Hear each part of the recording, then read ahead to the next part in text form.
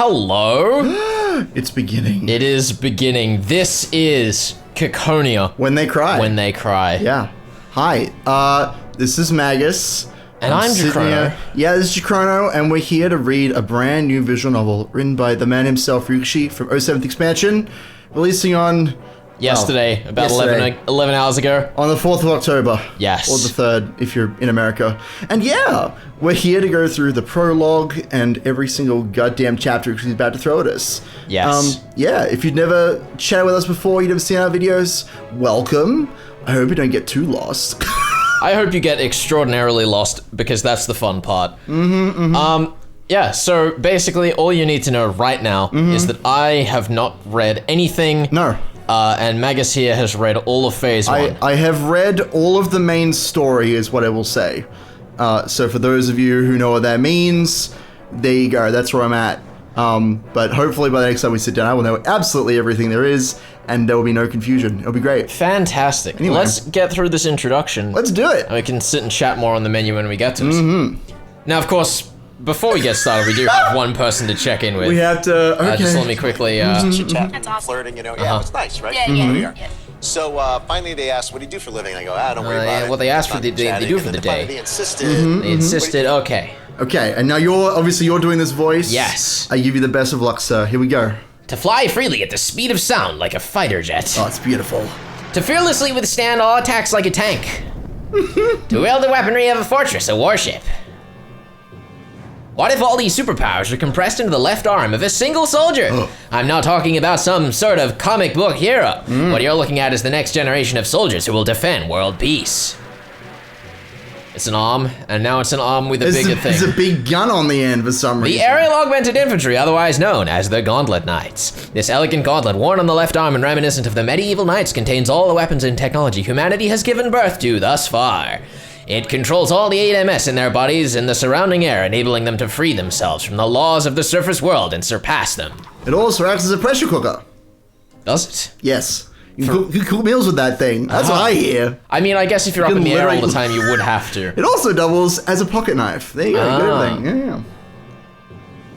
The video showed a lone boy soldier wearing a gauntlet on his left arm, standing on a massive airstrip. A whistle blew and his body floated upwards about 10 centimeters.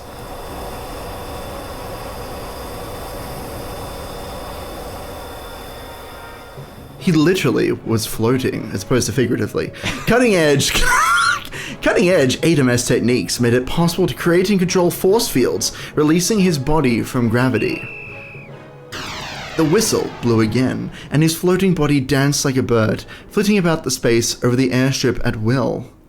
Gauntlets give soldiers the same mobility as an aircraft. Their maximum speed is in no way inferior to the best fighter jets from around the world. And the powerful Gs that would normally put harsh burden on them have been erased thanks to the anti-G8MS in their bodies. This allows them to fly in ways pilots of existing aircraft could never even dream of. I love it. There's a sound effect missing from that. What was that? They've taken out the sound effect that previously accompanied these splash screens in the demo. It's too long. My goodness. They've toned it down just a little bit. And when taken to an extreme, even ricochet flying is possible. What's that?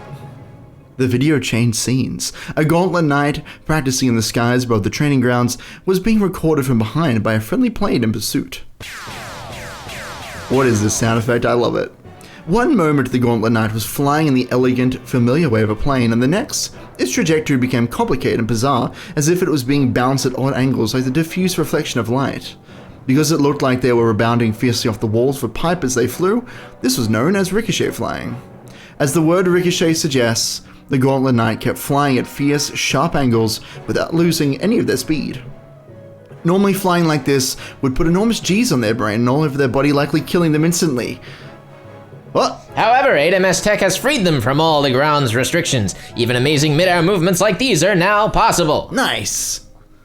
And I want you to pay close attention to this footage. This is a fire control system trying to target a Gauntlet Knight. As it tried to target the ricochet flying Gauntlet Knight, a computer-controlled sight indicator with prediction lines kept appearing and disappearing. The Knight's movement, which ignored the common sense of physics, confused the fire control system, and it was completely unable to lock on to its target. All fire control systems created so far were completely useless against Gauntlet Knights. Though they can display this level of mid-air mobility, Gauntlet Knights are not planes. They truly are aerial, augmented infantry. Their ability to land and take off is completely unrestricted, so they can carry out tactical operations anywhere a human is able to stand. It's impressive. By this point, Gauntlet Knights already possessed all the strengths of fighter jets, VTOL aircraft, and helicopters. So then, what about their weaponry? You're probably thinking that regardless of their mobility, they'd be completely useless if they didn't have the firepower to take down their targets. But when it comes to Gauntlet Knights, there's an utterly needless concern. The Dimension Container System, brought about by cutting-edge 4DP technology, made it possible for a person to take massive arsenals of weapons and ammunition with them. The scene changed. A boy soldier, who was apparently a Gauntlet Knight, stood still in what looked like a vehicle service station. Set about him in a radial pattern were all sorts of weapons and ammunition, like a weapon bargain sale. There were rows and rows of missiles designed for fighter jets, just as many precision smart bombs, and even several heavy torpedoes designed for major warships. This was clearly more weaponry than your average fighter jet, if you know what I mean. Furthermore, there were howitzers and their ammunition laid out alongside them, as well as multi-barreled machine guns with ammo belts folded several times over. And that wasn't all. There were also reconnaissance drones, several types of signal flares, ammunition resupply containers, and various construction kits, with everything down to the slightest detail packed in. This massive set of military ordnance can be carried all by a single Gauntlet Knight, and if they specialize in carrying capacity, they can fit the same amount of weaponry as an attack carrier. It's a lot of bullets. Witness the armament of a battleship and the mobility of a fighter jet. This is a Gauntlet Knight. But that's not all. They also possess an ultimate technique that cannot be reproduced with any currently existing weaponry. Watch and learn. Tell me more, narrator. You're telling me that they can produce something that doesn't exist? Yes. Is that what this sentence is saying to me? Something that doesn't currently exist. The scene changed, and it now appeared to be an outdoor shooting range. Well, that's not particularly near. The same Gauntlet Knight boy soldier, stepped forward. Several adult soldiers stood side by side some distance away, all pointing guns at the adult boy soldier. Immediately after a whistle blew, the sound of gunfire and smoke rushed towards the boy, as though a bunch of firecrackers had been set off. That was it. Nothing happened. It was a bit of a letdown. Do you understand what just happened? Let's slow it down a bit. That's convenient. The same scene was replayed in super slow motion. Bullets really were thrown from the barrels of the guns held by the soldiers. However, they all bounced back along with a white glow from a spot directly in front of the Gauntlet Knight. The next time a whistle blew, a soldier who had been lying prone and wielding a light machine gun sent a signal, then laid down a powerful barrage. It was so fierce you could see what was happening clearly now, even without the slow motion. This is the invincible defense Gauntlet Knights proudly wield, the rejection shield. It's like a comic book, I love this. The scene changed again. The same soldier was standing in a different part of the shooting range, but this time the camera was far away from him. And then everything exploded. After a countdown, the boy was swallowed up by a massive explosion, like something out of a Michael Bay film. But when the flames disappeared, he was still standing there with a blank expression, as though nothing had happened. An invincible defense and easy control over the skies, the ability to use endless weapons at will, and every little bit of that is all compressed into a single Gauntlet Knight. In this new era, the numbers representing the military might of nations will surely shrink drastically. All we'll need to know is how many talented Gauntlet Knights each nation has. The screen changed several more times, showing various scenes of Gauntlet Knights training. Sometimes they led fighter jet formations, and sometimes they led aircraft carrier fleets. Then they landed jauntily on the ground, surrounded by a tank division. And there they are. Come, boys and girls yearning to become defenders of peace. Wouldn't you like to join those who stand at the head of all militaries of peace, blazing the way into a new era? The aerial augmented infantry awaits you. The moment you put a gauntlet on your left arm, you'll become a Gauntlet Knight. Nice. Well, that sure was an inspiring film. I totally want to be a Gauntlet Knight myself. That sounds like so much fun. Who's this guy with no eyes? I don't know. You sure they're not just like sunglasses, but like really perfectly shaped it's like, for his face? Dude, this is like Adam Jensen sunglasses where they slide out from your flesh, from underneath your eyebrows. They just like extend. I think that's accurate. That is entirely accurate. This is after all the setting of the film. This is the future. Oh, very nicely made. You think you could get it a bit shorter, though? My back's starting to hurt. You're not fucking sitting down? What are you doing? There's so many chairs. Just take a seat. Oh, he's just got an old back. The old officer rose from his seat in the projection room, rubbing his back. A young, voluptuous female officer who seemed to be a private secretary helped him up. No, sir, we cannot make it any shorter in light of the regulations. Is that so? Oh, very well, very well. What's happening? The film's starting again? I don't know. Maybe it's what could stopping. possibly happen? I don't know. By the way, kids like explosions, right? Bang, boom, and all that. We've got to add more flashy scenes. Also, the hook in the first 15 seconds is important, understand? I studied film back in the day, so I know all about that. When the old officer started talking proudly, the other officers all took out notepads at once and made a show of writing it down diligently. Look at this moronic video they've made. As if just putting a robot toy in your arm could turn anyone into a superhuman being. In the first place, these aerial augmented infantry things are still just theoretical. If it was just a portable system for individual flight wielded by specialist troops, that'd be realistic enough, but then you throw in one bit of ridiculous technology after another and call them Gauntlet Knights?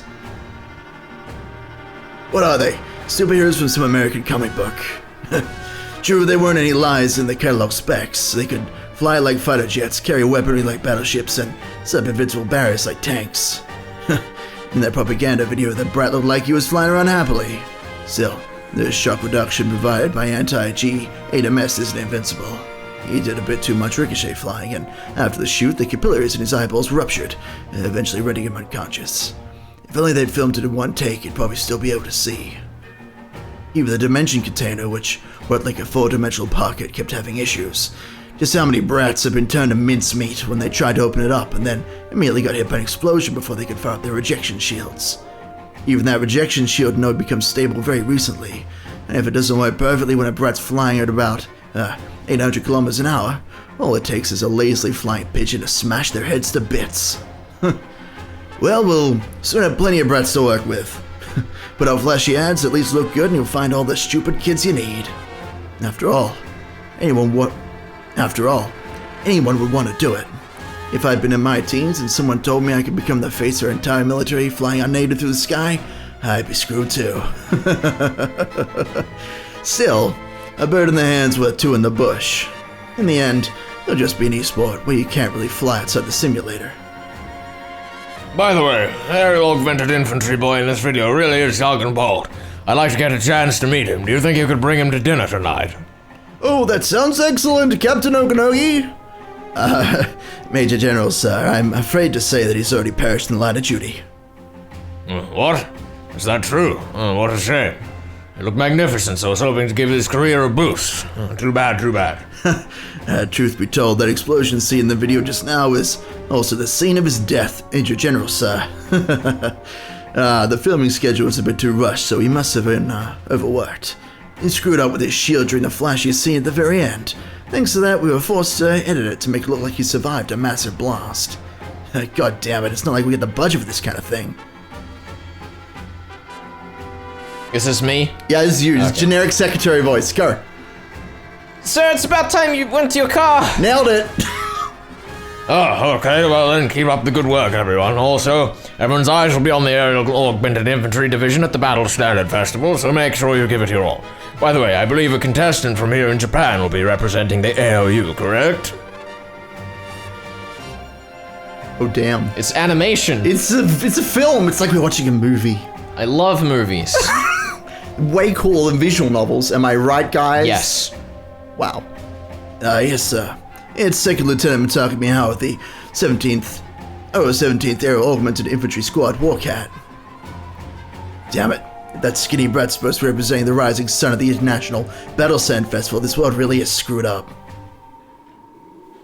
And we've made it. Whoa! We did it! Welcome everyone We made to it! A3W. When They Cry 5. Also known as Ciconia When They Cry. Also known as When the Ciconia Cry. Also known as Stalk Boys. Every title you could imagine. And there we are, title screen. Alrighty. We made it. I'm excited. I'm overjoyed. I'm ecstatic. Yeah. So, Yeah? this is the third playthrough of this type that we're doing. Yeah. We've done Umineko, then Higurashi, which is the swapped order of what they were meant to be. Yeah, it's fine. Look, I couldn't get you any other way. So, we've done Umineko and Higurashi. We obviously have a lot of knowledge about the previous titles in this series, the When They Cry series. We will not be talking about spoilers unless we flag them. Yes. We'll probably make little discussions at the end of the chapters and be like, this is when we're talking about the Higurashi no Mineko spoilers. And then that's the cue for all you nerds who don't want to hear that stuff to just get out of there. So yeah, I'm very excited to see how much is carried across between the various stories. Rikushi has a reputation for using his characters as actors, allegedly, where he has them kind of fill similar roles in the story, even though he expresses that they're not necessarily meant to be the same character. Yes, the stories are not necessarily like in the same timeline or like direct sequels to each other or anything like that, but he does like to write in a way that uses his characters as actors, obviously, and also in a way that is responsive to his previous works. We know that he's written so many other stories like Higginbana and Rose Guns Days, which in particular deals a lot of like international politics stuff. So I assume there's gonna be a lot of that stuff in here, which is, I mean, I already know because I've read it, but you know, you get the point. So this is phase 1 to you, the replaceable ones. Yeah. So far we've been told that allegedly you cannot actually fly these things outside of virtual reality. Apparently it's very dangerous, and a pigeon will just kill you. Those death pigeons, they'll get you. And that someone died in the creation of that opening film. Yeah, that's awesome. I'm excited for them to show up later in the story. Yeah, and just be like, yo, I'm the boy who died. Wait, the boy who lived. Damn it. Alrighty, so, is there anything in the archive before we get started? That link goes to the 07th expansion homepage, like the web page. Alright. So that's fun. Alrighty, well, let's go then. Let's do it. Phase 1. Oh. Thank you for waiting so long for us to prepare. Now I will finally start up the game. However, are you sure about this? This is merely my personal opinion, but I believe the difficulty level is quite high given the present circumstances. Still, I am well aware that you know the joy of achieving victory, especially over conditions such as that. This is a considerably high tier of difficulty after all. Your opponent is already fully prepared. Let's do it. What could be harder than mystery novels? Oh god. I'm scared. This work was created in Japan in the year 2019. We cannot guarantee that the possession of this work in the country you currently live in conforms to your country's current laws. What? What if it doesn't? Then what do we do? I'm very concerned by this page. Yeah. Furthermore, possession of this work results in any sort of damages. We cannot be held responsible for compensation. This better not contain any wacky shit. Additionally, distributing this work on the internet without the creator's consent is forbidden. You must agree to pay us 10 million Japanese yen if you break this rule. If you do not agree to take personal responsibility for owning and reading this work and the risks involved in doing so, we ask you uninstall it immediately. Felix/Shikrono. Alright. Any similarities to real individuals, groups, religions of all creation, the will of the universe, the plans of God, or Vatican document number 34 are entirely coincidental. It's a weirdly specific number to pick. This does not approve any specific ideology, nor does it represent the ideology of its creators. Oh my god. Also, for this first phase, we can record and distribute videos up until the end of the 7th chapter. Poyo. And they'll let us know when we get there. Alright. I can confirm that's accurate. So that's gonna be fun. I mean, it would be a bit of a moot point for them to include that warning and then not give it to us. Then he just didn't show up. That'd be great. It was also, I figured out that I was counting the chapters one ahead of where they should be. I counted the chapters, guys. It was great. It's like 20, 25. It's good. It's good stuff. Anyway, this is your character. It is. So that's fun. I guess I know we take new generation, but, you know. One could say that we've done this chapter before. One might say that. In One might the demo. And I can't even remember what happened in it. It's been too long. Really? I skipped over it when I went through it to like read through the story. I skipped over this little chapter. Anyway, I'll start off. What if they changed all these minute details? It would make a huge difference to everything. Let's find out together. The top of Super Tokyo Tower sat 666 meters above the ground. Surrounding it, the scenery of the night stretched as far as the horizon. What do you want me to say? What? What do you want me to say? What do you mean? This is my narration. No, we don't know yet. We don't know yet until it has an eye in there. We don't even know. No, we don't know. We don't know until there's an eye in there. This is nonsense. We don't know if it's your narration until there's an eye. Discrimination the hustle against and bustle co-narrators of the service didn't reach this place, nor did its troubles and complications. The sky is the only place that we could be truly free. Now, we indicates that someone is speaking. It does. So, take it away. And there at the top of the antenna mast at the peak of the tower, I stood. Look, it's puzzle solving. That's what we're about on this show. My fear of heights is now little more than a fond memory. Of course, that's not really such a great thing. In your everyday life, if you jumped out a third-story window and seriously hurt yourself because you can't be bothered to go down a staircase, well, that's just a joke among people like us, but a pretty common one. Just to check, I glanced at my left arm. was clad in a bulky contraption that resembled some piece of European armor. Oh my god. That device, which extended from my shoulders to my fingertips, was unsurprisingly called a gauntlet. Knowing it was there meant that I could relax and forget about the laws of physics. I actually love the designs of the gauntlets. They're so varied. Oh. Wow, ready. spoilers. Look, I'm ready. You can see them on the website. There's a website, No, by the you way. can't. It kind of, yeah, you can see or maybe it was in a trailer. There's shots of all the gauntlets. No. Yeah, no, it exists. There's totally shots of all the gauntlets. There's 4 of them in the trailer. You gotta calm down, boy. What? You're meant to be good at this. I'm good at this. What are you talking about? What are you talking about? I let out a deep breath and gathered my wits. Then I slowly extended my right foot into the black void, the nighttime sea. Gravity pulled on my entire body and I slowly fell forward. I dove into the nighttime sea. The gentle change caused by gravity was soon accelerating me towards the ground at an incredible pace. I was in free fall with the positions of heaven and earth swapped. A natural free fall without any force field manipulation feels the best. My body fell faster and faster. I could never get enough of this sense of acceleration. I was probably getting near the ground, but I felt as though I could sing forever through that black nighttime sea. Part of me wanted to wax poetic, but there was simple vertigo. Some of my mental data, not including sight, left me fully aware of the speed and trajectory of my fall, as well as the surrounding terrain and the time to impact. And then I started making sound effects out of my shoulder. Kaboom! Wow! And then the soundtrack kicked in. The instant before I smashed into the asphalt of the Shudo Expressway, I kicked off the empty air and the ballistic curve of my descent snapped into a right angle. Nice. Gorgeous. It's In beautiful. the vacant space I'd launched from, something blossomed, delicately bathed in white phosphorescence. It's like the moon. They floated in the air, incredibly beautiful, almost as though an angel's feathers had been scattered about. Or Ciconia? Hey, It's the title screen. Like, It left it floating in the air. How rude. You can't create title screens out of your dimension compartment. That's just rude. This is weird. Gravity no longer bound me. Though Yes, my you can body do that, was though. that of flesh and blood, it now soared like a swallow. I'll glide so low I'll be a hair's breadth away from scraping the asphalt of the Shudo Expressway. I'd never heard Ryukishi repeat himself. We made it! Never. 20 minutes in, we've done it! Yay! We said the thing. Oh my god. A train bridge came into sight before me. Across it raced one of those new steam engine locomotives that just debuted this year. How strange. Yes. The steam engine is synonymous with economic revolution and kicked off a wave of technological advancement. It was also the first step towards mechanized technology. I doubt any of the great technological geniuses of the past would have expected it to make a comeback after the development of Device X. Of course, though it resembles an old steam engine, its operating principle is completely different. After coal, then oil, and the atom, and humanity got its hands on a new ultimate fuel. It was called spiridium. You mean Device X? Alright, here we go. Yes, I do. Device X again, many of them. When spiridium engines convert energy, they expel large clouds of a mist that resembles water vapor, and so the haze of countless spiridium engines' exhaust has become the mark of a massive city. Nice. I happily burst through the vapor billowing out of that steam locomotive. A forest of skyscrapers awaited me on the other side. All over were buildings with Victorian and Art Nouveau themed designs, like a scene out of the 19th century. The brick facades and spires were beautiful. The golden glitter of brass steam pipes tangled over every surface was also gorgeous under the floodlights. There were also Japanese-style electric billboards interspersed throughout it. That slightly twisted yet strangely appealing contrast was the essence of Tokyo metropolis at night. The cityscape, style, and fashion sense were all reminiscent of the 19th century. However, behind the artistic veneer celebrating the rebirth of an economic golden age lay state-of-the-art inventions that could fairly be called the ultimate in human tech. At the cutting edge of that cutting edge, it had finally become possible for a flesh and blood human to fly like this. Of course, this was only available to a few people so far. I was one of those lucky enough to enjoy that privilege. Every era and every society is fundamentally crap when you get right down to it. Wow. But there's one thing I can say. Being granted the ability to fly freely like this makes me glad I was born in this era. Yeah, the best era.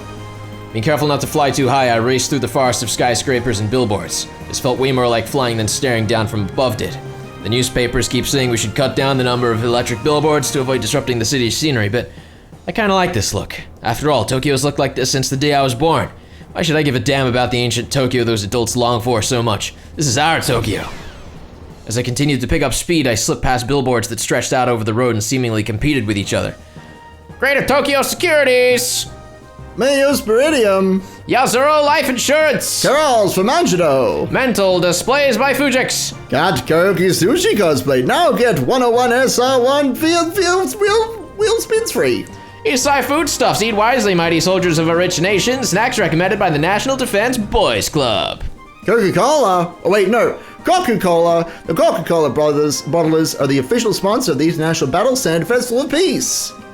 I glanced down and saw a gleaming swarm of cars blanketing a highway that wound through the downtown district. The exhilarating feeling of gliding right over all of them was by far the most primal part of the primal joy of flying. You know, you forget this feeling if you don't fly every now and then. It's only natural that flying through the air is exhilarating. It's only natural.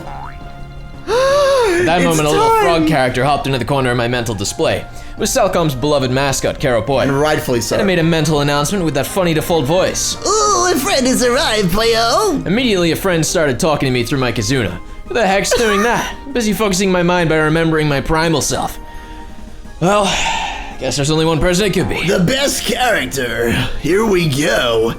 Hey, taking a nice, relaxed pleasure flight in a place like this. Leave me alone. I'll bet you haven't warmed up enough yet, huh? Well, Super Genius Jaden has come to play with you.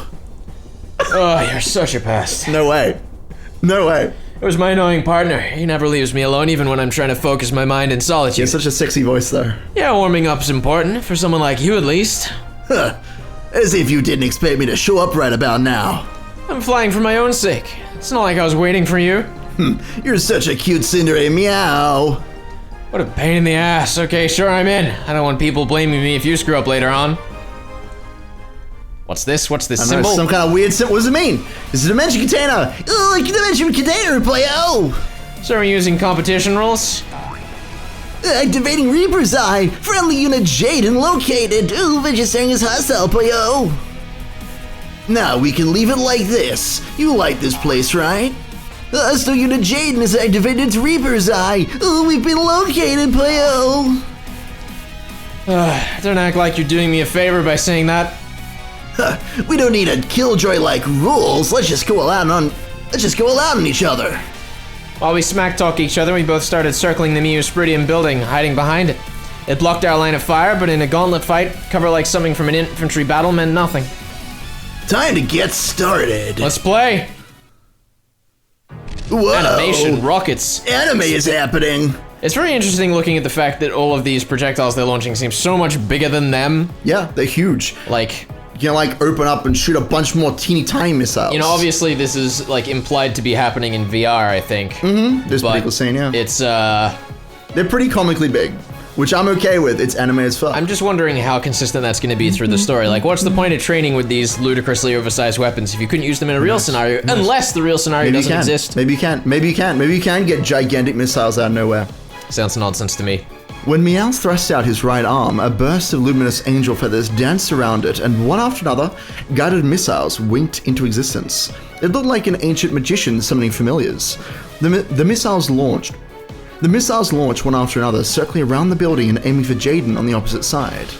Then, not a beat later, Meow summoned into existence a massive 7-barrel Gatling gun, big enough that it covered his body. Count the barrels. 6. Don't question it. Don't question it. You're not supposed to pay attention to the visual details, the sound novel feelings. Is it? Yes. You know, whatever. Visual novels, sound novels, same difference. After all, just as Meow had launched guided missiles around the building, Jaden had launched missiles back at him. There it goes. Oh, some animation. That's some epilepsy right there. Watch out, guys. Epilepsy warning. The missiles that appeared one after another from beyond the skyscraper were met by Meow's Gatling gun. They were rapidly caught by the hailstorm of bullets, exploding one after another, bursting the skyscraper's windows to glittering dust. The Gatling gun, which floated in the sky above Meow's right hand, was exactly like those loaded onto warships to defend against anti-ship missiles. These were supposed to weigh over 9 tons, which is a lot. However, it continued to float there over Meow's arm, as if it weighed nothing at all. Huh, I see the way you're guiding your missiles is as twisted as ever, Meow. Jaden intercepted Meow's guided missiles, which had come flying around at him in the same way. If they had come flying via a traditional maneuver, aiming directly for their target, it would have been easy to intercept them. However, those two could control the flight paths of all the missiles they launched. For that reason, no computer could completely intercept a volley of their high maneuverability missiles as they approached along such complicated trajectories. The missiles were being guided by humans, so it took a human to intercept them. Your missiles are pretty twisted too. Duking it out with you would make anyone twisted. Kaboom! They circled at high speed, shooting down the missiles that chased them one by one.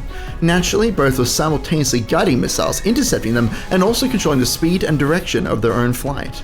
It would be impossible for a normal person to do all this at the same time. That's why Gauntlet Knights are admired by children, no, by people everywhere. In a battle between superhumans like this, how you fool your opponent is vital.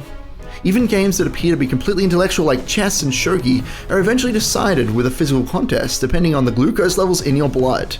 They were being chased by swarms of missiles flying in complex trajectories, constantly intercepting them while still firing missiles themselves and looking for a chance to corner their opponent.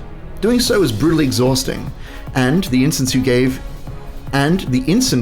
your opponent an opening, they'd take advantage of it and end the whole thing. That was how a standard one-on-one fight between Gauntlet Knights went. So I imagine we're going to be seeing this over and over again. Standard one-on-one fights? Sure. Yes. Yeah, sounds fun. So you think you can win if it's an endurance dogfight, huh? Don't forget, Meow. I know, you're super genius, right? Damn right. Yep. I'm Super Genius Jaden. Posers. Fucking dabs. The next instant, Jaden scattered glowing feathers through the air as he changed his movement pattern. He turned at a right angle, heading straight towards the floor of the building. I can't believe Ryukashi smashed out an entire window just for this background. Look, he's dedicated. He will pay any fine. He will commit any crime if it serves his art. He burst through the massive glass windows, even the cool crime of smashing glass, which is what just happened. Yes. The entire 58th floor of the Meospiridium building is a single observation deck restaurant. He raced through the empty restaurant, sending tables flying. While playing a fierce game of tag with guided missiles, Jaden had also been investigating. He had accessed the floor plans for the Meospiridium building that had been the center of their dogfight. The building screening the two of them from each other had instantly become a shortcut. You little... I'm a super genius! Hear me roar! Roar! The entire building was pierced as he performed an all-out body slam backed by a force field. Slamming the building? You know what? Makes sense to me. Look, he could suplex the building. I could see him doing that. Despite that, Meow just barely managed to dodge. He kicked off the empty air and sent glowing feathers flying, changing his direction at a right angle and plunging straight down. Of course, Jaden hadn't been naive enough to hope that his surprise attack would land a clean hit. However, in dodging, Meow had been forced to make too sudden of a vector change, and the anti-GMS in his body had used up almost all of its energy in an instant. Oh, energy depleted! Beginning recharge, Payo! Until you're fully recharged, you can't do anything at all, Payo! Without any energy left, Meow lost all control and could do nothing but let himself freefall straight down. His energy would recharge soon, but in an extreme close combat situation like this, that pause would be utterly fatal. Jaden was looking down at him from above, in complete control. Their raw, unaugmented gazes crossed. Well, It's a Gatling gun. nice! Is it 7 or 6 barreled?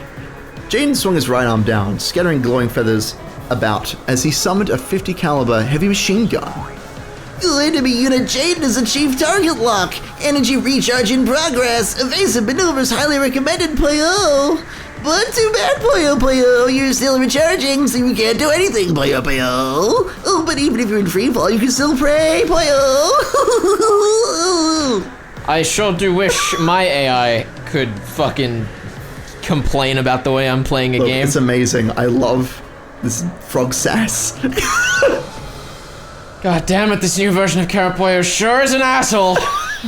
Gotcha. Meow. Ignition. Uh-oh. Huh? Even when supplemented by the Reaper's Eye system, which makes it possible to observe the entirety of the surrounding area, people tend to focus on a single point when they get excited. In that instant, all other directions become blind spots for them. So, by the time he saw that, it was already right behind him. At exactly the time Meow made his emergency dodge downwards, he had summoned a missile directly above himself. He had just summoned it in midair, nothing more. It was merely a floating object, not guided or moving in any way. So, it had entered freefall and was now right behind Jaden. However, it wasn't as though he hadn't given this missile any orders. It had just won. And that was to explode after a few seconds delay. Kaboom! A massive explosion engulfed Jaden from behind. An instant later, pure white angel feathers were scattered all over the area in front of the blast. It was a sign that Rejection Shield had blocked the explosion. A Gauntlet Knight wouldn't succumb to a little attack like that. They could fly about at will, arm themselves at will, and also shield themselves at will. It was an invincible shield usable only by Gauntlet Knights, who could perform a 3-sig conversion on Spiritium unaided. A Rejection Shield, they could extend it instantly, blocking any sort of attack. However, depending on the strength of the attack and whether the defender was taken by surprise, doing so could expend a massive amount of energy. You got me. So if I let you win with just a trick like that. It had been a completely unexpected trap, and it had resulted in a blast to the back at extreme close range. Jaden had used up almost all of his energy in an instant. Triggering at such a close range would have taken you out with the shrapnel too, but you got me to put up my shield and block it. You really are crazy awesome and totally screwed up, meow! Sending glowing feathers scattering with the loss of his energy, Jaden rapidly accelerated towards Meow. And Meow, who was in freefall, waited for Jaden as he came to settle this. Jaden! Meow! Surrounded by dancing fragments of glass, glowing wings, and shrapnel from the blast, the two men with raised fists collided. And slap. Slap him in the face. I fucking love that sound effect. It's great. So much! Just like the anticlimax. It's beautiful. It's so good. I love it. Yeah. We should play a clip of what happened last time we witnessed this scene. The two men with raised fists collided. Beautiful. The climactic moment. That was the most fucking anticlimactic sound effect. It's fantastic. What the fuck? Ricochet, I love you. Oh my goodness. Look, it's totally fine. Ricochet can do whatever he wants, and we love him. This is why sound design is important. Because Who is his sound designer? Like, is he just... I mean, I guess he has dye, but, like, music more than, like, sound effects.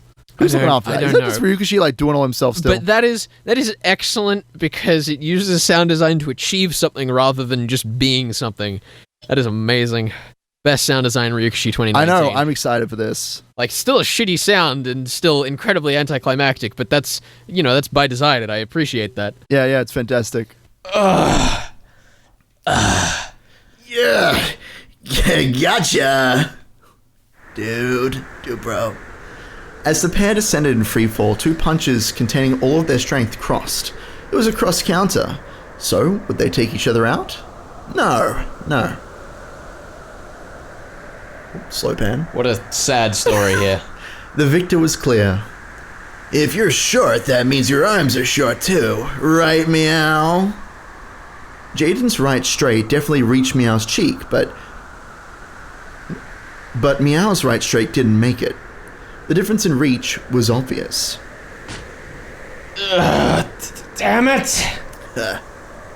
In the end, the showdown between Gauntlet Knight Aces was decided not by wit, nor physical strength, nor glucose levels, but by height alone. Their energy was recharged and they regained control, rescuing them from the shackles of freefall. And then... I hate this right arm. Now give me a saw. It's coming off. And I'll replace it with a rocket fist. That sounds pretty awesome. Sweet, let me know when you do. I'll even give you special permission to punch me. It's a promise, okay? Don't you go forgetting it. Still, I'd expect no less from you, meow. I thought I'd launched the perfect sneak attack, but if it had been perfect, he wouldn't have been able to set a trap so quickly. I'll bet he figured I'd come at him through a shortcut and waited for me. I moved first, so I was able to make it through the chaos somehow, but if I had been a heartbeat slower, and if Meow had finished his preparations, I probably would have been taken out neatly. Not bad, partner. I may have won by a nose, but the battle's far from... I let you win, obviously. I mean, you always get pissed when you don't win in the end. Naturally, I lost on purpose for the sake of your own mental health. Huh? And I was trying to be a gracious winner, too. No matter how you look at it, my trap worked perfectly and I won. In a real battle, it wouldn't have ended with a punch and my recharge would have been at least 1 second sooner. Then, if it were a real battle, I would have blown you away with a force field and slammed you against the wall, winning. Wow, he loves to talk. Ah, damn it. We almost closed out that scene note so neatly, and now you've ruined it. Though he said this, Jaden laughed, looking somewhat amused. Meow wasn't really the sore loser he sounded like. They had both just been scuffling and playing.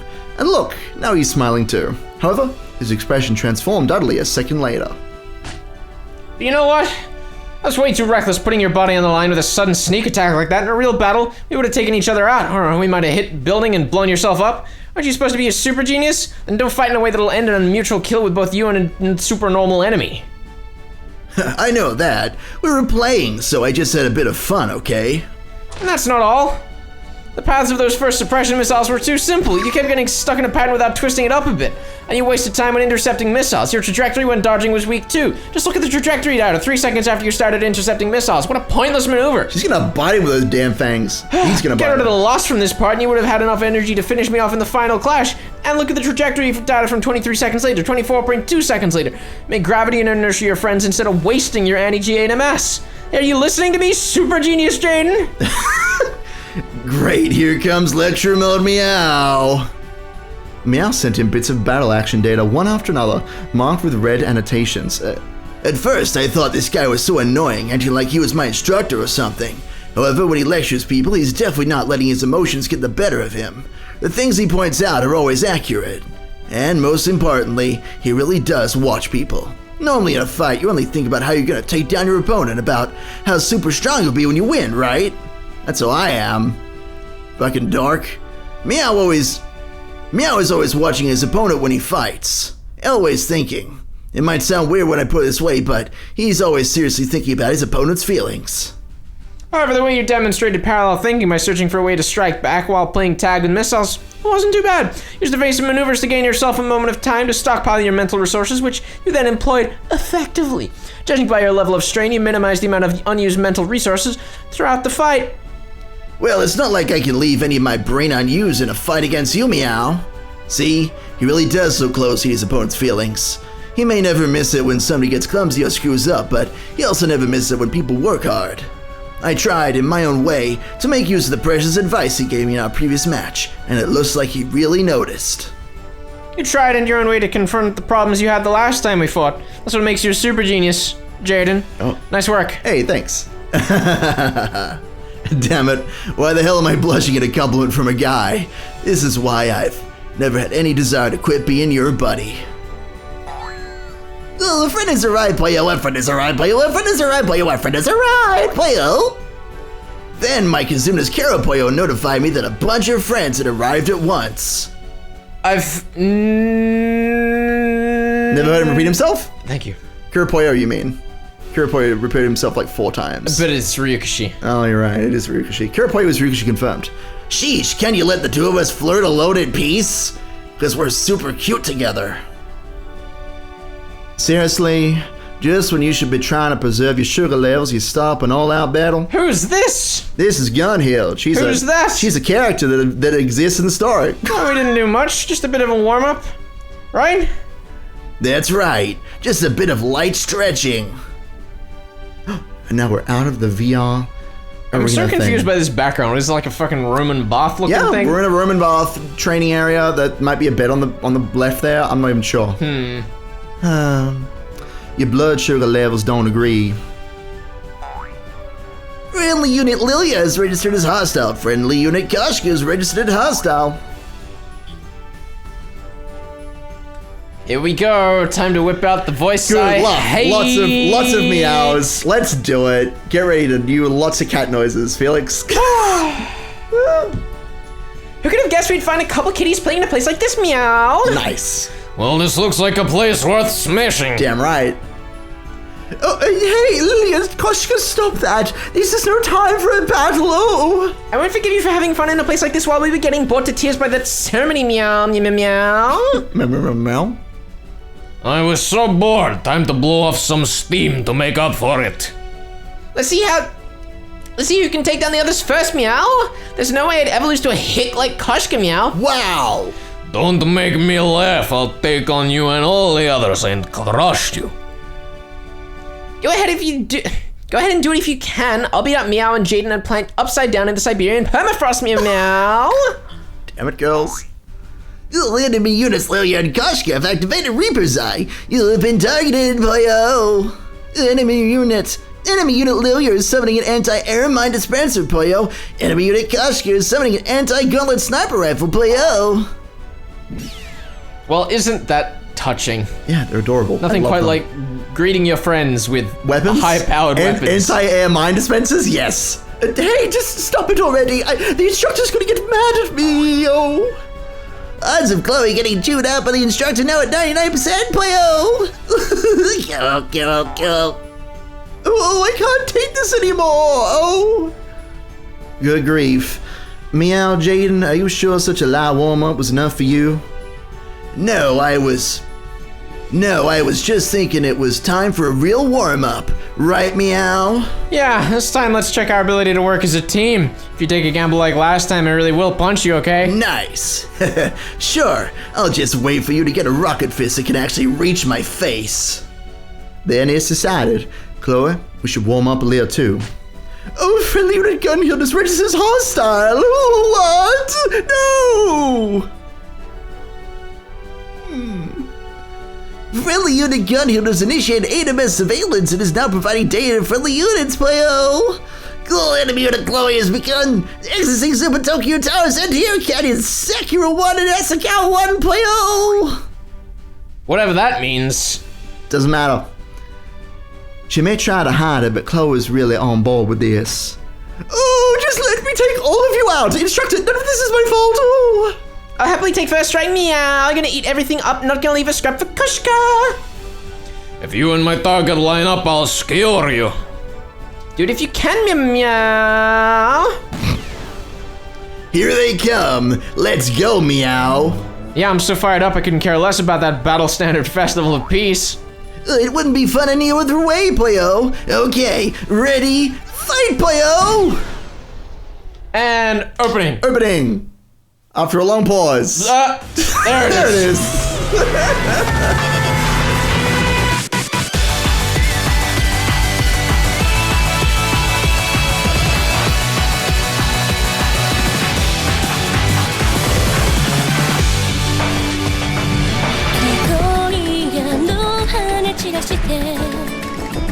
僕らは生まれ落ちたから晴れの海が待つならばすぐに飛んでゆこうそこはどんな場所地獄の空は青いのだろうかと泣く君で限りある正義をこれ絆がつなぐから果てた満天のの影愛を引く僕のポーズとルース助けなんかいらない重力などない我は不屈のカントレッドナイト同点を蹴って焼けたがれた魂あがない右手に手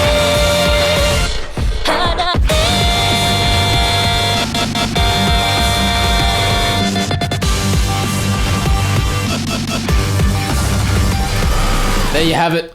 We've done it. It's really strange. Made it. That OP sounds like incredibly overcompressed in that that file right there. Oh. I guess if you want to see the full high quality version, you can have a YouTube. No, I Check it don't out mean there. the video. I mean the audio.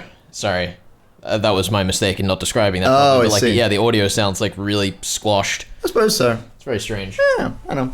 I thought it was fine.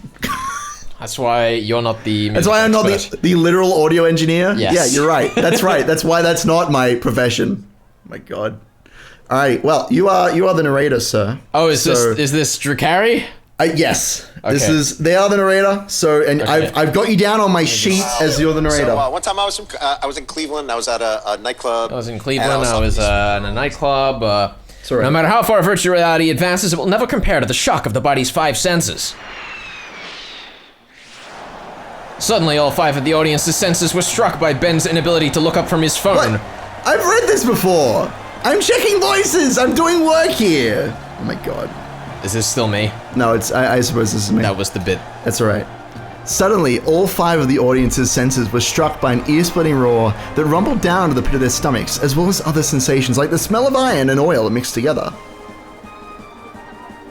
Just now, 5 shiny silver fighter planes passed right over us, dancing through the sky above the International Battle Standard Festival of Peace at Gifu Stadium. Flying at their head was this year's host, Japan of the Arctic Ocean Union. On either side were fighters from the Europe-Middle East Alliance, the Central Ocean Union, the African Commonwealth Realm, and the Latin American Treaty Organization. This is me! Hold on. Leave it Ohio. I think I got it. You want to get it back up? Yeah, get it back up. I want to make sure, look, you gotta make 100% certain that I know what the voice is. You know, I got ingrained Drew Carey in my soul. I'm from Cleveland, Ohio. Cleveland, Ohio. Famously from Cleveland, Ohio. That's the one. So, there, that's where the voice is. I got it. Come, my jolly-eyed, commentator. Activate. That was a joint flight of fighters from the 5 great factions. Just magnificent. What a fitting ceremony for the Battle Standard Festival of Peace. These warriors of peace have honed their skills day and night to defend the peace on this planet, and the crowd can't get enough of them. Let there be eternal peace in this world. And thank you, warriors of peace, for supporting the walls of peace from both sides yet again today. The walls of peace will surely crumble if not supported from both sides. Thank you, James F. Kennedy. Thanks, guy that definitely existed. And now we come into the story proper. I hope you're fucking prepared. I'm very excited. You are going to be playing the instructor. You can give them old man voice, give them teacher voice. You're also going to get a new character that is going to scare you. Okay. I want you to trust me. I need you to trust me. Because shit's going to go down. Old man voice you're referring to? This is the... You can't give the old man voice to the other character. That would be very inappropriate. Instructor. The instructor here... Yeah, no, I got that part, but which old man voice? I have several. I don't... This is what we call it. I don't know. Like, he's just an old dude. He's an old dude. He doesn't know... He's not hip with the kids anymore, you know? You feel me? He's a teacher. This is what we call Dubneck's Barrel, or sometimes Kennedy's Powder Keg. Would you talk any faster? After saying this, the instructor... No, I don't have to do that voice. After saying this, the instructor wrote Kennedy's Powder Keg on the electronic blackboard behind him, and an illustration that resembled a keg appeared. Both the letters and the illustration were drawn very poorly, and the students all giggled. I feel like electronic blackboard is a bit of a moot point. Like, we don't really need the chalk part in there. Just... Not really. It's there. It's there for the imagery. The instructor was teaching while walking amongst the student seats, his hands clasped behind him. Though the blackboard was far away from him, he was directly drawing and writing on it. He was using a brainwave input device, also called a mental tablet.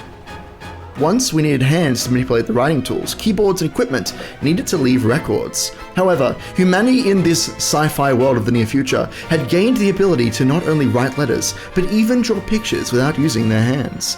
However, no matter the device, only the young can use it to the full capacity when it's brand new, like the Gauntlet Knights. So the aged instructor still wasn't used to it, leading to these rough letters and drawings that didn't suit his high upbringing and education at all. As you can see, the keg is a cylindrical container made of several boards bound together. Since my drawing is so pathetic, I ask that all of you who lack an imagination do an image search. At least he's humble, right? At least he knows that his drawing is not very good. He needs to practice. If you can have a tablet in your brain, then of course you can have a display there too.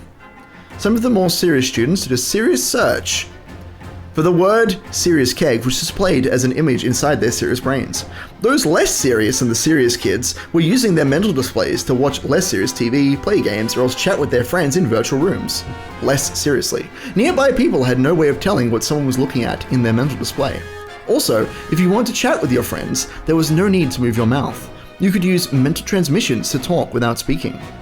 And so, both the serious and non-serious students gave birth to an ideal environment for themselves. Kennedy's Powder Keg represents the gunpowder of conflict, sealed in a container where military efforts of each individual country form the boards. Then, a red line was drawn on the picture of the keg on the blackboard, and one of the boards was removed, leaving a gap. However, what if just one board was short and left a gap? Naturally, everything inside the keg would bore out. Kennedy's Powder Keg tells us that if even a single country fails in its military efforts for the sake of peace, the gunpowder of conflict will pour out from there and explode. Oh no, that doesn't sound good.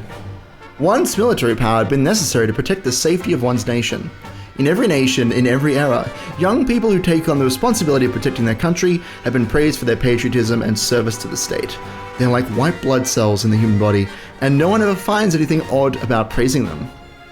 However, after massive losses caused by 2 world wars and a Cold War brought about by nuclear weapons, and particularly after the advancement of data storage techniques that allowed the inhumanities of war to be seen far and wide over and over again, some of humanity had developed what might be called a war allergy.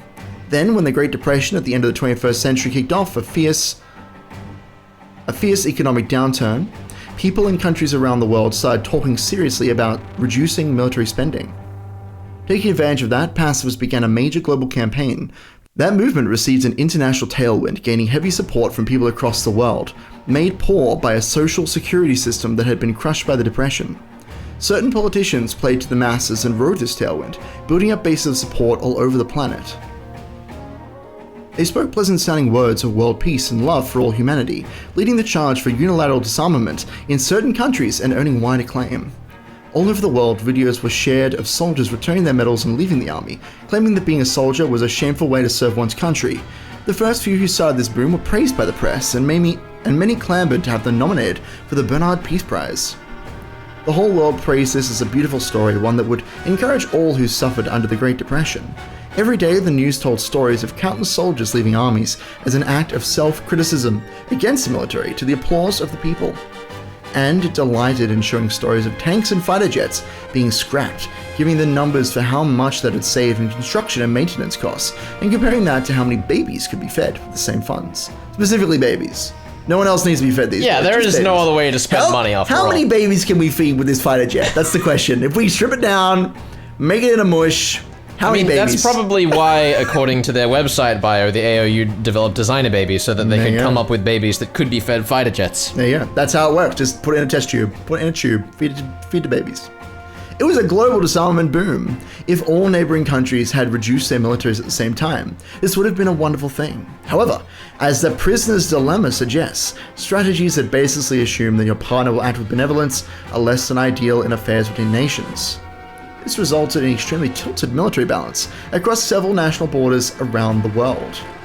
At the time, national leaders who disarmed unilaterally were lauded as pioneers of world peace and given several international awards. However, in the current A3W era, or after Third War era, their reputation had done a 180. They were condemned for abandoning their support of the walls of peace that separated countries and accused of the sin of negligence in their duties towards world peace. Yeah, really, you could just ban all matches. I mean, that'd be a more effective way of, like, stopping powder kegs from being set on fire. Just exploding. That's true. You could, like, in fact... I'm just saying, if powder just, like, gunpowder just, like, spills out of the barrel, that's not going to instantly Okay, explode. but Ben, interesting question for you. Yeah. Who would be the match? Who would be the match? Who would be the match? What do you mean? How do we get rid There's of all no the matches. matches? There's no matches. No, we burn them all. We burn all the matches. How do we find all the matches? We find out who the people are that are the matches, and we put them in camps. What if someone keeps one secret match and comes to light it years later? Well, then they're the worst, and we hate them. Well, but that's what the problem is. That's specifically what the problem is. No, that's rubbish. I don't think you're taking this seriously enough, No, Ben. There no, can't be any that is jokes in rubbish. this serious political discourse. I don't like this. I don't like this. Provide a deterrent to arms races and security dilemmas while enshrouding the gunpowder of war by maintaining a suitable military balance between all countries. This is the philosophy of the IPMA, the International Peace Mediation Association. I hope you're writing this down. And it is how a healthy military balance preserves world peace. Sounds like some real Illuminati shit. Nah, I'll be fine. World War III had several causes, but some likened it to a human body, where a nutrient imbalance had triggered a great illness that led to the concept of world peace preserved by a healthy military balance. For example, Japan once polished rice because it tasted better that way, which led to vitamin deficiency and a disease called beriberi. They removed the bad-tasting bran, but they didn't realize that it contained vital nutrients. That brand was like military might. True, military might does have a violent and inhumane side to it. Any humanitarian would claim that it tasted bad. However, when they polished it off and threw it away, it resulted in a fatal nutrient deficiency for certain nations. When military might only exists on some sides and not on others, it's easy to enter an irreversible situation. It was like trying to climb a mountain without a safety line. You'll be fine as long as nothing happens, but if something unexpected occurs, there won't be anything left to support you. One of World War III's other causes, populism, led to increasing friction between neighboring countries and placed a lot of pressure on border regions. That wouldn't have been a problem if those borders, those walls of peace, had been supported on both sides. However, whenever one side refused to support these walls, they fell over easily, inviting a situation that couldn't be undone. Military might is an element that tastes bitter to humanity. We have chosen to view it as a mineral, a micronutrient necessary for the body to function. Everyone knows that if you pile up zinc and iron and manganese on a table and eat it, it'll be harmful to your health. However, these are essential nutrients that you can't afford to be deprived of, and you need to continue ingesting them in suitable quantities. In the same way, a nation's military might needs to be maintained to a suitable degree to bring about healthy relationships between countries, or so they say. Who is they? What? As a result, military might was viewed in a different light in the A3W era as a micronutrient for nations. The tendency to think of soldiers as murderers and enemies of peace was done away with. After all, soldiers of your country were fundamentally war buddies, even to soldiers in neighboring countries, as they all worked together to support the wars of peace and didn't murder each other at all. The social rank of soldiers rose, and the world became one in which children didn't hesitate to say they wanted to become soldiers when they grew up. Soldiers no longer existed for the purpose of defeating their opponents. They were redefined as servants of international peace, who protected not only their own country, but also their country's neighbors. They supported the wars between countries, preparing for unexpected situations in nearby nations that even those nations wouldn't have wanted, and preventing them from developing into something irreversible. Even the closest spouses and friends fight sometimes. Soldiers who supported the wars of peace were like cushions wedged in the middle of fights like that, preventing a fatal situation from developing so that everyone could laugh it off and forgive each other in the end. That's nice. It's very strange. What? Who's this guy? Who's this Toshiro character? That's a weird name. That is a lot. There's a lot to take in. What did I tell you? What did I tell you? You told me nothing. You know what? Spoiler-free zone. I told nothing. It's no a spoiler-free spoilers here. zone. But I feel very vindicated. Let me just get the voice ready. I still don't think the visual similarity was quite there enough. The to convince glasses! How is it not the glasses? Let's give him a cap. me. You have glasses. You are not him. What if I was though? That would be incredibly I could be Toshiro. Humans really are crazy, huh? And you're playing this character.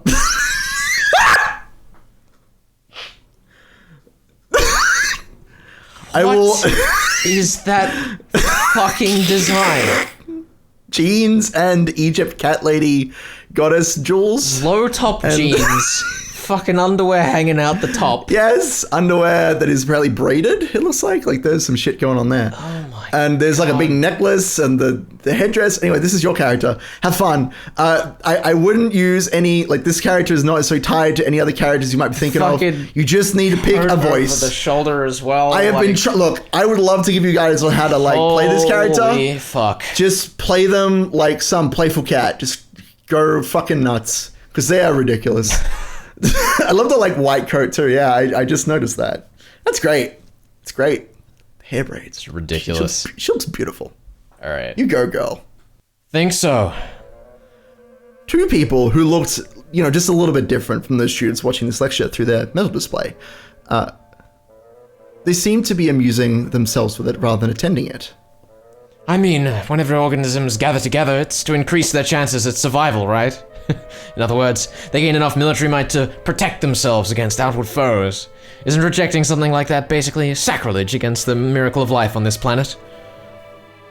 No. I wasn't trying to criticize people for praising strong militaries. Oh, you weren't? Then what are you trying to say? I don't care if you criticize or praise militaries, as you said, Grand Master. Military power is a natural right you have as a life form to increase the odds of your survival, and it's also a natural obligation you have for the sake of protecting your descendants who cannot protect themselves, whatnot. But at the same time, it's also a double-edged sword that can hurt both you and your neighbors, so whether you can criticize it or worship it, you should always continue debating and searching for a better way to exist. So what's important is having people debate all the time. Isn't debate just a means you use to reach an end? I doubt you can guide the common man if your means become your ends. True, debate can easily lead to wasting time. It's not a great idea to gradually work out a solution when you've got an urgent and pressing issue to deal with. I'm just trying to explain how unpleasant these extreme changes are, and how it's just as unpleasant when nothing changes at all. Right up until World War III, military might was viewed as evil. Their culture was such that every politician, philosopher, musician, and artist went on and on about love and peace, how they need to throw away their weapons because militaries were the shame of humanity. It was a world where even whispering about the need for military power on social media would be enough to get somebody accused of blasphemy against peace and socially murdered. However, even though humanity disliked military might, that didn't mean they'd abandoned their dislike for other races. As a result, the door to World War III was opened, not by militaries maintained by nations, but by selfish military actions, by individual people with self-righteous ideals. And now that's totally flipped around with everyone saying, "Long live the military, thank you troops, I'm going to grow up to be a great soldier who protects his country and world peace." That is pretty extreme. Hilarious, in fact. And now if you imply that militaries are immoral in any way, the whole world will call it blasphemy against peace and ostracize you. At first, it seems to be the exact opposite of what they did before, but they're basically doing the same thing. Differing opinions are aggressively silenced, and no one has the guts to actually discuss the issue. The mind of the masses is like a single bit of data. You mean it can only ever be 0 or 1? Yeah, that's it. Are you on the far right side or the far left? They can't see anything besides that. And because that's all their mind can hold, they aren't capable of debate, and they aren't receptive or clever enough to accept a position that's different from theirs. If you want to strengthen that 1-bit person, then there's no choice but to train them, right? I bet that training would be pretty harsh for those 1-bits. By training the 1-bits, they must have meant the act of letting differing opinions collide in debates. However, no matter which time period you look at, history doesn't record many people capable of tolerating differing opinions in the name of diversity. Whether it's religions, ideologies, or how you like your eggs cooked, the world is full of people incapable of accepting diversity. After all, even people who claim to be for diversity are unable to accept the existence of people who dispute that belief. It's not at all an easy thing to do. People crowd together with those who share their own views, exterminating all opposing views. That's what debate means to humanity now as it approaches the 10 billion person mark once again. It's been like this since before the time of Rome. Sometimes kings urge their subjects to take part in debate, however the 1-bits never manage to count anything but 0 or 1. Still, in my opinion, if you stop thinking and debating, you aren't even human anymore. You really are a warrior, aren't you? Very well. I shall grant you the title of 8-bit. You honor me, Grand Master. The people can't do anything but advance in a direction that's been decided for them. Showing people where to go is what a king does. If you're waiting for the common man to gain enough intelligence to take part in debate, I'm afraid the sun will probably burn out first, right? Even so, I want to have faith in people. What if people didn't get kicked around by the consensus, going forward when they say forward, stopping when they stop, and going left and right when they tell you to? What if everyone could have their own opinions, debate them together, and accept each other? And what if then you looked around and saw that everyone accepted everyone else, and that everyone was moving in the same direction? I hope a miracle like that will occur someday. It might not happen until the day before the sun burns out and the globe is covered with ice, but I believe we'll make it in time. Is that sarcastic VR applause? Apparently. Oh, drat, Misaguchi lost. Come on, isn't judo supposed to be Japan's specialty? Last year, a power harassment scandal threw the association into chaos. Guess that means I win. Several numbers appeared in their virtual space, and the numbers on Seshat's side decreased and were added to Tojiro's side. This time they were watching a broadcast of the International Battle Standard Festival of Peace. It was a celebration of peace, and there were battle standards, presumably, where countless young people displayed the techniques and hard work they had built up for the sake of this day. However, to the middle-aged people casually gazing at it, it was merely something to compliment a drink or to bet on. And that's the end of chapter 1. What a wild ride that was. Yeah, it's good fun. Yeah, that was really interesting. Like, it's about the same kind of start as Rikishi's had for his past couple of novels, where, like, it's been a lot of, jiving around characters, making quips at each other, but we've gotten into, like, the meat of things a lot quicker, and I do like that, but it's also, like, a very kind of soapboxy way to get into the heart of the matter. It is. So, like, I appreciate the balance he's drawn more here. Yeah, for sure. But we've, like, tipped ever so slightly too far to where I would have thought was, like, the right balance. Yeah, I mean, it is I don't know if it's a lengthy conversation, but it is a little bit, like, a little pretentious. It's getting there. It's a soapboxy vibe. But I do like that we're laying the groundwork for this discussion of, like, how do people make decisions? Why are people, like, zeros and ones? And there's nowhere in between. What's going on there? And obviously that discussion about powder kegs and, like, the walls of peace, they're going to be important. Yeah, I do think that this was a much more interesting way than he's done in the past to open his novels. But it's very unique. It's very different, I think. Yeah. I am still mildly concerned about the direction of the pacing there. We'll see.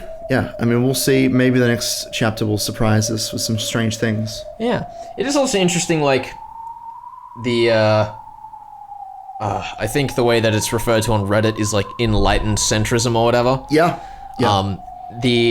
It's kind of weird, like, putting that in its own lens, because it's, at least as far as I see it, not normally what gets discussed on the internet. Sure. And I think that's likely what has inspired Ryukishi to open the story this way. Yeah, I mean, Ryukishi talked a little about how he did a couple of rewrites, like, close to the end, because he wasn't sure if, like, people reading it would appreciate what he was saying in the modern era.